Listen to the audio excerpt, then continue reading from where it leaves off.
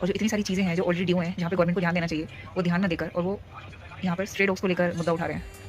मुझे तो ये बात समझ में नहीं आ रही है कि इतनी सारी चीज़ें ऑलरेडी चल रही हैं, जहाँ पे हमारे जो वृद्ध लोग हैं, जो सड़कों पर घूम रहे हैं, जहाँ पे उनकी कोई सेवा भाव नहीं होती है और उनके लिए कोई घर नहीं है, कुछ नहीं है। हमारे देश में इतनी सारी प्रॉब्लम्स हैं, इतना सारा क्राइम है, जिस पर ध्यान देना चाहिए और उन चीज़ों पर ध्यान ना देकर कहीं और ही मतलब उन बातों पर ध्यान दिया जा रहा है। उन बेज़ुबान जानवरों को आप बोल रहे हो कि आप उनको मतलब इतने वीक में हटा दो। कोई सेंस ही समझ में नहीं आ रहा है दूर-दूर तक। तो गाइस बात अगर सेफ्टी की करें, चाहे वो गर्ल्स की सेफ्टी है या फिर चोरी की सेफ्टी है या फिर किसी भी जगह की, सब कुछ आप देखो आजकल न्यूज़ में कितना खुलेआम हो रहा है। चाहे वो चोरी हो रही है, चाहे वो गर्ल्स की सेफ्टी को लेकर देख लो आप।